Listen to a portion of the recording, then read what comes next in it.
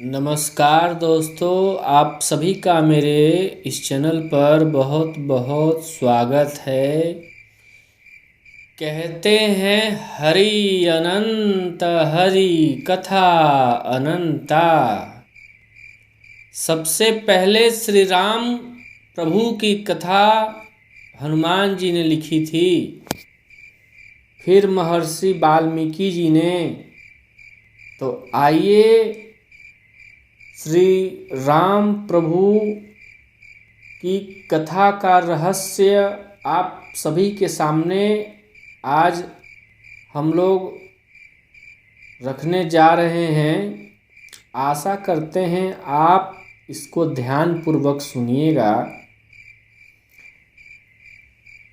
कहा जाता है हनुमान जी ने सर्वप्रथम राम कथा लिखी, फिर महर्षि वाल्मीकि ने। वाल्मीकि राम के ही काल के ऋषि थे। उन्होंने राम और उनके जीवन को देखा था। वे ही अच्छी तरह जानते थे कि राम क्या और कौन है। लेकिन जब सवाल लिखने का आया तब नारद मुनि ने उनकी सहायता की।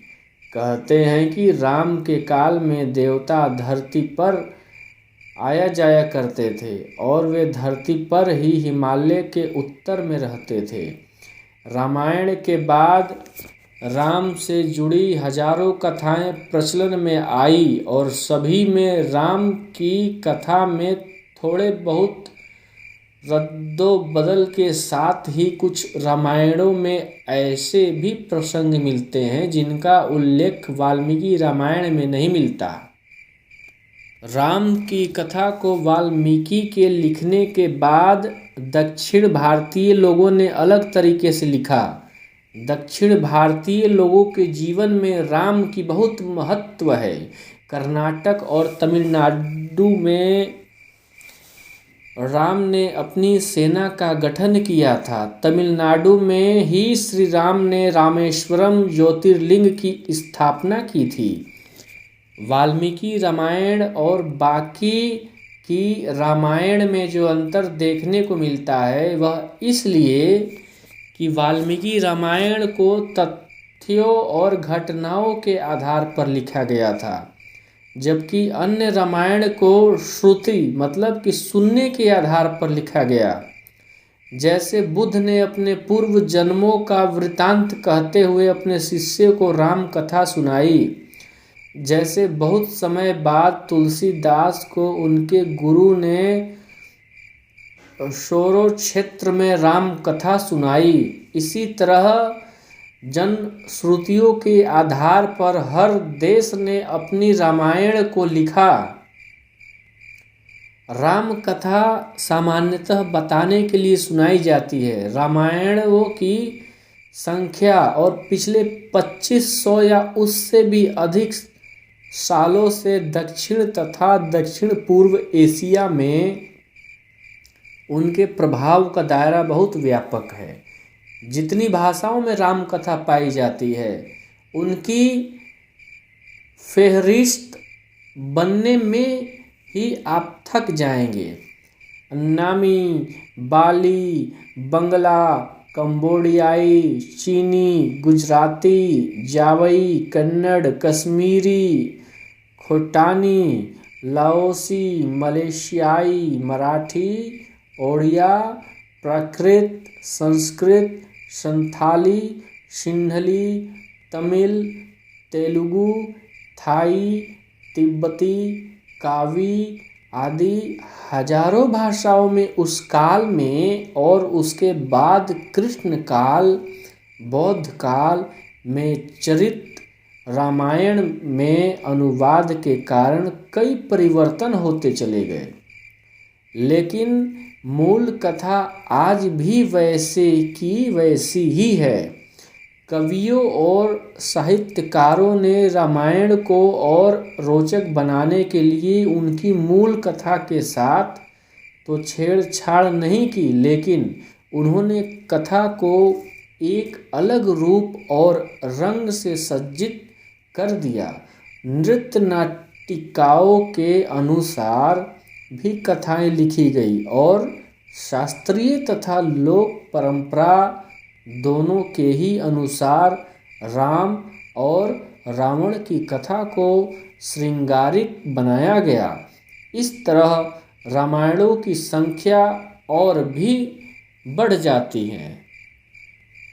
सदियों के सफ़र के दौरान इनमें से कुछ तो बदलाव हुआ ही होगा, लेकिन सदियों के इस सफ़र के कारण ही लोग इसे महज काव्य मानने की भूल और पाप करते हैं। दक्षिण और दक्षिण पूर्व एशियाई देशों और संस्कृतियों में राम और रावण के युद्ध को अलग संदर्भों में लिया गया। दक्षिण भारत, श्रीलंका, इंडोनेशिया, मलेशिया, माली आदि द्वीप राष्ट्रों में रावण की बहुत ख्याति और सम्मान था। इसलिए उक्त देशों में राम कथा को अलग तरीके से लिखा गया।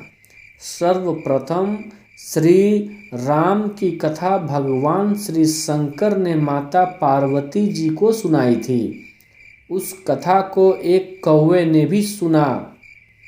उसी कौवे का पुनर्जन्म कागभूषणी के रूप में हुआ। कागभूषणी को पूर्व जन्म में भगवान शंकर के मुख से सुनी वह राम कथा पूरी की पूरी याद थी। उन्होंने यह कथा अपने शिष्यों को सुनाई। इस प्रकार राम कथा का प्रचार प्रसार हुआ। भगवान शंकर के मुख से निकली श्री राम की यह पवित्र कथा अध्यात्म रामायण के नाम से विख्यात है। इसके अलावा एक कथा और प्रचलित है। कहते हैं कि सर्वप्रथम राम कथा हनुमान जी ने लिखी थी, वह भी शिला पर। यह राम कथा वाल्मीकि जी की रामायण से भी पहले लिखी गई थी और हनुमान नाटक के नाम से प्रसिद्ध है। वैदिक साहित्य के बाद जो राम कथाएं लिखी गई उनमें वाल्मीकि रामायण सर्वोपरि है। यह इसी कल्प की कथा है और यही प्रामाणिक है। वाल्मीकि जी ने राम के संबंधित घटना चक्र को अपने जीवन काल में स्वयं देखा, यह सुना था। इसलिए उनकी रामायण सत्य के काफ़ी निकट है। लेकिन उनकी रामायण के सिर्फ 6 ही कांड थे। उत्तर कांड को बौद्ध काल में जोड़ा गया। उत्तर कांड का वाल्मीकि रामायण से कोई संबंध नहीं है।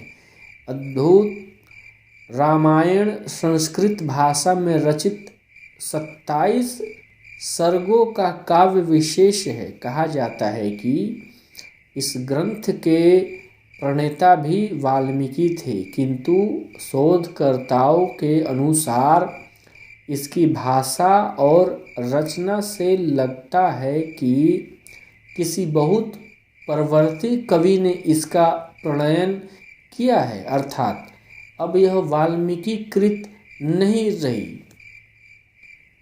वर्तमान में लगभग 28 रामायण प्रचलन में है। पहली अध्यात्म रामायण, दूसरी वाल्मीकि की रामायण जो कि संस्कृत में है, तीसरी आनंद रामायण, चौथी अद्भुत रामायण, पांचवी रंगनाथ रामायण जो कि तेलुगु में लिखी गई है, छठी कवित्री मोल्डा रचित मोल्डा रामायण जो कि तेलुगु में लिखी गई है, सातवीं रुइपाद कातेड़ पदी रामायण जो कि उड़िया में लिखी गई है, आठवीं रामकेर जो कि कंबोडिया भाषा में लिखी गई, तुलसीदास की रामचरितमानस यह 9वीं है जो कि अवधी में लिखी गई थी, 10वीं है कंबन की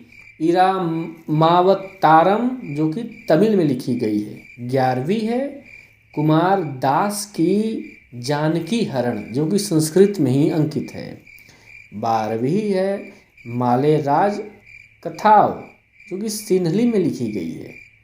13वीं है किन रस पुंस पा की काव्य दर्श, जो कि तिब्बती भाषा में है। 14वीं है रामायण काकाविन, जो कि इंडोनेशियाई काव्य है। 15वीं है हिकायत श्री राम, जो कि मलेशियाई भाषा में अंकित है। 16वीं है रामवत्थु, जो कि बर्मा में है। 17वीं है राम कीर्ति रियाक मेकर, कंपुचिया खमेर। 18वीं है तैरानो यशुयोरी की होबुत शुशु, जापानी में लिखी गई है। 19वीं है प्रलाम राम जातक, जो कि लाओस से है। 20वीं है भानुभक्त कृत रामायण, जो कि नेपाल में लिखी गई है। अद्भुत रामायण, जो कि 21वीं है। 22वीं है राम किएन, थाईलैंड की है। 23 खेतानी रामायण, तुर्किस्तानी भाषा में लिखी गई है। 24वीं है जीवक जातक, जो कि मंगोलाई भाषा में है। 25वीं है मसीही रामायण, जो कि फारसी में लिखी गई है। 26वीं है शेख साद या शादी, मसीह की दास्ताने राम व सीता। 27वीं है महालादिया लाबन, मार्नव भाषा या फिलीपींस कह सकते हैं, फिलीपींस की भाषा में यह अंकित है। 28वीं रामायण जो है दशरथ कथानम, जो कि चीन आदि में लिखी गई है।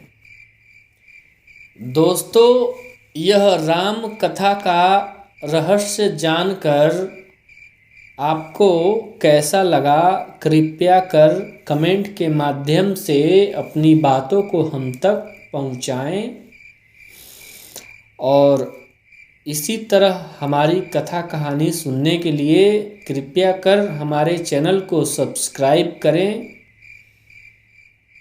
और आपने बहुत ही धैर्यपूर्वक इसको सुना, इसके लिए हम आप सभी का आभार प्रकट करते हैं। आपका दिन मंगलमय हो।